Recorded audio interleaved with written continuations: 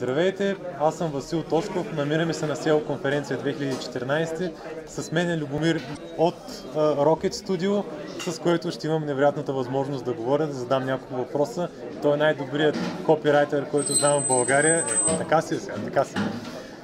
Така, първо ми кажи, първо ти благодаря, че се отзова на предложението ми. Кажи за какво ще говориш на конференцията тази година. На конференцията доста интересна тема мисля да засегна. Тя е отношението между копирайтери и оптимизатори за дистрибуцията на съдържанието. Това е нещо, което малко се говори по принцип, защото създаването на съдържанието е едно, оптимизирането на съдържанието е друго, но дистрибутирането на съдържанието мисля, че е най-важният подход, който свързва. Тоест как да споделяме съдържанието? Абсолютно. Как да споделяме канали за дистрибуция, как да бъдат подбрани, кои хора трябва да го направят. Аз имам и такива въпроси, да, ти подготвят, така че малко по-конкретно ще ти ги задам. Предполагам, да.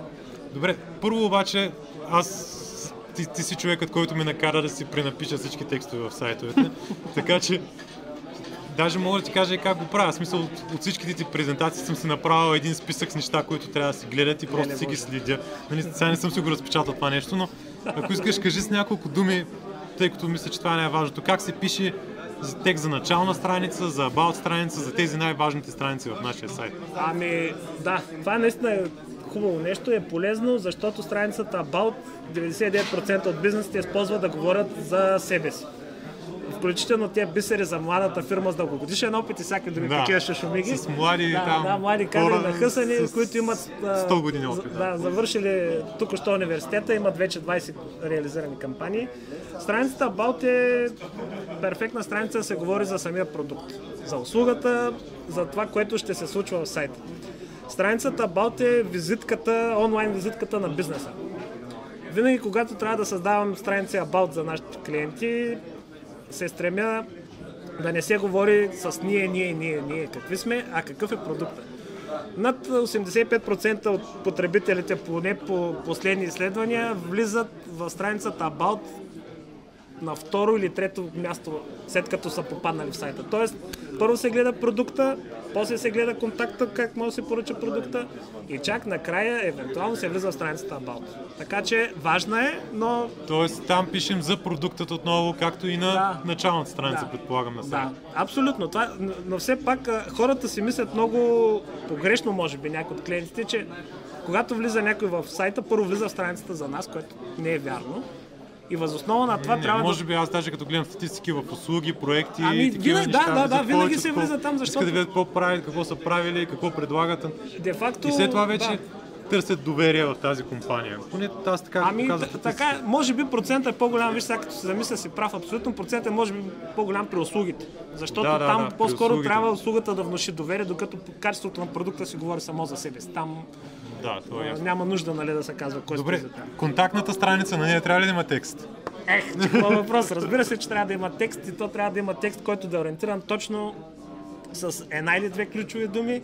Трябва да има поне около 100 думи текст, които да показват, че фирмата се намира на мястото Хикс или онлайн магазина е позициониран по такъв начин, за да може клиентите да го намерят бързо, лесно и удобно. Това е перфектно място пак да се споделя уникално съдържание, хубаво съдържание и може би... и другото. Контактите трябва да са поне да предполагат 2 или 3 типа връзка с... Да. Според мен най-голямата грешка, която се допуска е, че няма текст на контактната. Само изписани някакви неща, докато на клиента трябва да му се говори, нали, ето не се страхувай, свържи се с нас. Ти ще кажеш сега по-точно как трябва да се напише. Не, точно не, абсолютно си прав. И другото, което е. Ще се радваме да ти помогнем. Абсолютно. Контактната форма е според мен вече много погрешна средство за обратна връзка с клиента. Направо на начална страница. Ако аз искам да разбера нещо за един продукт, аз трябва да попълня контактна форма за него, че аз говоря за контактна страница. Аз малко се бъркам, контакт. Затова, но началната страница е хубаво да има дори, сега аз пък се връщам назад за началната страница About, трябва да има поне един-два полезни линка навътре в съдържанието. Тоест, ако случайно някой попадне, трябва да знае точните места. Тоест, призив към действие да има и на началната, и на About страницата. Моя любим call to action трябва да присъства във всяка. Сега зависи от какъв тип сайта, не може да иска да. Общо взето, но тези сайтове, които са тип визитка, просто презентация на фирмата, там пък призива към действие трябва да свършете с нас, потърсете ни, абонирайте се за нашите услуги. Тоест, точно в контактната страница трябва да има call to action, на който се търси. Според теб, възможно ли да има страници, които изобщо да нямат текст? Примерно, има ли такива случаи или пък да не е текста, да е някакъв друг вид съдържание? Снимка, видео, които и да няма една буква текст? Имали сме такива страници. Де-факто, като се замисля страниците в продуктовете, галерията на определен тип продукти, тя обикновено няма текстове. Или някое презентационно видео пак се предполага, че няма. Но дори там е хубаво да има съдържание и аз мисля, че... Поне да карат, поне да напише, вижте повече информация във видеото отдолу. Да. Но примерно много удачен вид е, и съм го правил с клиенти и е много успешно да разкажеш за какво става въпрос в самото видео. В това видео ще видите, на видеото. Да, в това видео ще видите полезни начини как так. Да, пък и на Google му трябва все пак малко текст. Сега, също и за галерията. Това са снимки от откриването на нашия нов обект или така. Колкото и да е едно изречение, да е две, да не говорим, че всяка една снимка е хубаво да има описание. Тоест не просто да изпраскаме галерия с 20 снимки, ами просто да бъде продукта Хикс с размери такива прави. Да си има там кепшън, всичко, което е необходимо да е обект. Това ще е уникално съдържание, пък как ще помогне това чудо, просто е страхотно. Добре, ето и аз почвам за просто дистрибутиране. В Google Plus и подобни. Въобще да пишем, първо да пишем, как виждаш на това нещо да пишем съдържание само в социалните мрежи, а не в личния си сайт. Направо публикуваме в Google Plus, в Facebook съдържанието. Пишем голям текст и го качваме там. Дипломатично ще прескоча Google Plus. Въпреки че все някакво си кривим душата, наистина като продукт на Google той помага много. Но само присъствие в социалните мрежи е грешка. Аз продължавам да твърдя... Не може да се фокусираме само върху един канал. Не може. В презентацията сега ще открих на малко прозореца. Имаме 8 канали за дистрибуция. И от тези 8 канали, ако се ползват по-малко от 5, дистрибуцията ви куца на каналите за дистрибуция. Каналите за дистрибуция са важни, социалните мрежи, колкото и да са важни, айде пак ще открия още малко по-навътре страницата, те са първия кръг на дистрибутирането. Тоест, съдържанието, което е уникално авторско в самия сайт, първия кръг на разпространение са социалните мрежи. То няма как да е. То трябва да тръгне от някъде. Да, но само в тях няма как. Защото... Това е бързият канал, според мен. Бързият, но така или иначе, каква е целта примерно на нашата фирмена страница в Facebook или в Google+. Целта е да има съдържание, което насочва към сайта. И аз така разсъждавам, дори при видеята в YouTube всеки прави, иска да ги изкара, колкото и те да не ти дават потребителя, да го изкарат и да го вкараш и да конвертира по някакъв начин. Всичките канали трябва да сочат навътре към сайта, защото там е източника на съдържание. В смисъл, напълно съм съгласен. Ти само там можеш да някои хора мислят обратното, за това. Интересно ми е да чуят обратна теория, въпреки че практиката за мен собственият сайт е най-ценният ресурс, който трябва да развиваме. Дори само сайт е по-успешно, отколкото само социални. Само социални. 100% е. Има хора, които продават Facebook страници и казват, не ти трябва сайт изобщо. Щом ще правим тук едно приложение. Да, и такива чудеси. Включително имаше опити да се изхитрява това нещо и да се правят приложения, които са онлайн магазини във Facebook. На приложения. Пробвали сме да го правим. Никой не разбра, че Facebook не е толкова добър за продажба. Никой не разбра, да. Колкото и да се опитваме да обясняваме. Както си гледат там снимки на котенца истории, изведнъж не може да гледаш снимка на котенце, дай ми купи продукт или лаптоп. Сега някакси лошо няма, не става. Не са готови за покупка. Не става, да. То по-ефикасен като канал за дистрибуция е външната реклама, или директния маркетинг. Какво ще кажеш за това? В смисъл въпросът е такъв. Четат ли хората преди да направят скъпа покупка? Тоест зависи ли това колко един човек чете текст и така нататък спрямо от това каква покупка ще прави? Като стойност. Да, т.е. аз ако ще давам много пари, аз по себе си, че разучавам и считам всичко. Това е нормалният потребителски страх от стойността. Съдържанието го има и това е едно от нещата, които те са трите. Може ли продукта да ми навреди? Прекалено скъп ли е? В смисъл, моля да си го позволя. Мога ли да го подменя? Може ли да ми навреди? Мога ли да спя с него? Аз съм запомнил. Между другото, това мога ли да спя с него? Много хора се смеят като кажат, но се оказва правилно, защото... Аз мога да ти дам такъв пример с някои лични нещи, които съм си купил и си седят до мен докато спа. Да, но не знам разсъждаваш абсолютно правилно, защото наистина е така и стойността на... Дали е безопасен? Да. Защото едно да си купя, както примерно, сега ще дам пример себе. Поръчвам си тютюн за лолата онлайн, който струва $15. Мога да ги прежаля и достатъчно едно ревю да видя. И за мен това е достатъчно. Двама човека да кажат... Но ако си купуваш кола... Но ако си купя кола... има случаи... Аз не вярвам, но има случаи хора, които си купуват коли онлайн. Които си купуват апартаменти онлайн.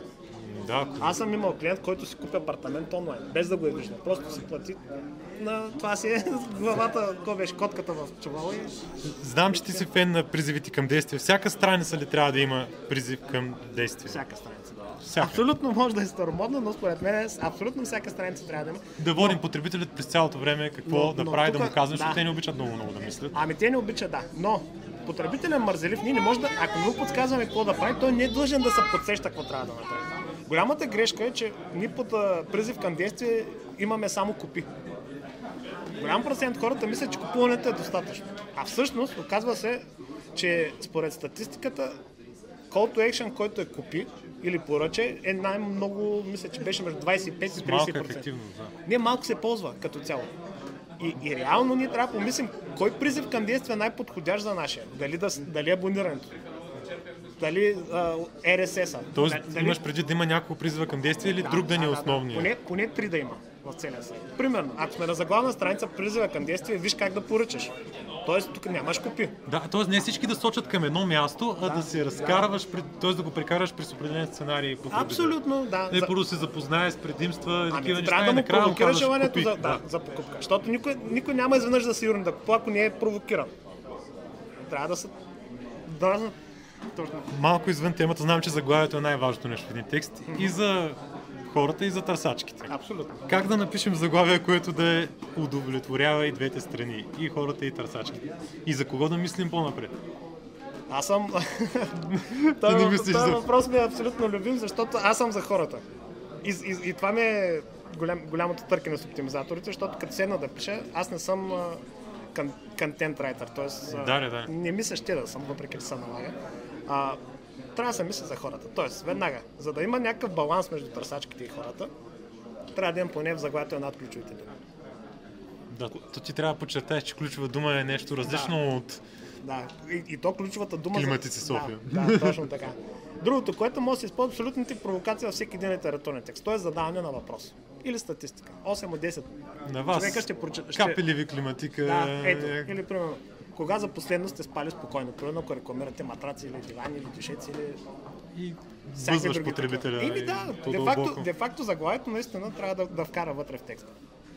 Така че, що се отнася до оптимизаторските части и от райдите оптимизатори волни, там достатъчно да има една ключова дума, то така не, че заглавието е уникално, то си работи вече. Да, сега, дългосрочна перспектива, според мен не ще се стигне до това да пишеш текстови изцяло за хората, тъй като търсачката разбира какво имаш предвид. Тя вече семантично търсене разбира какво имаш предвид.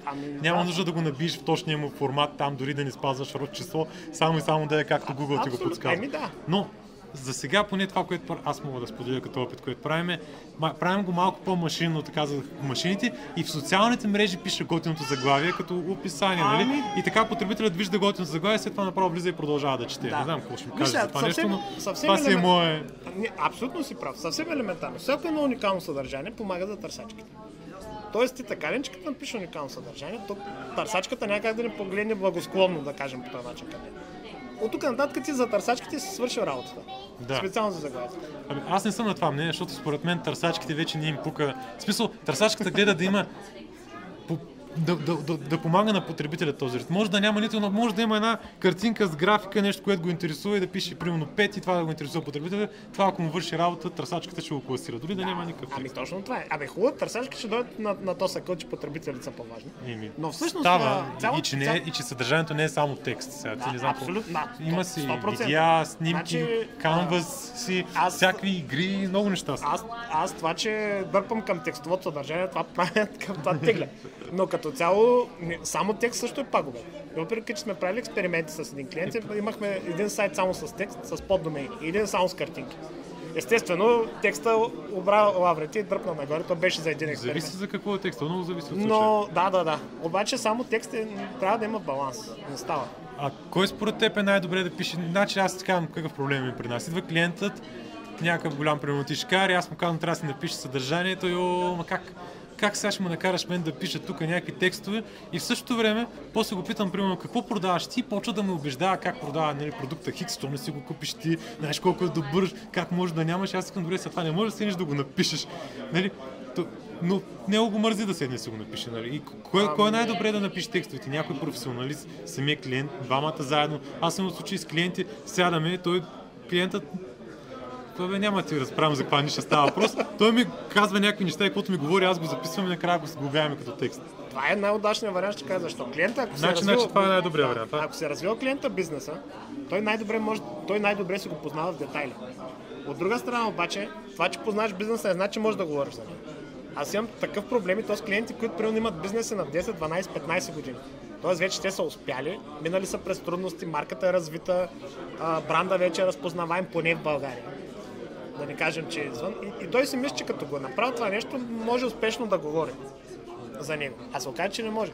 Другото, което ти можеш да говориш, обаче като седнеш да пишеш за една марка, просто нещата. Затова заедно. И накрая за електронните магазини, тъй като са ми много болна тема, т.е. имаме примерно електронен магазин с 10 000 продукта, как да напишем на всеки описание и да не използваме оригиналните китайски там, някакви специфики. Голяма мъка, особено в тези конкурентните браншове. Това, което ние правим, поне първия абзац да се напишат те уникален, но там нататък вече.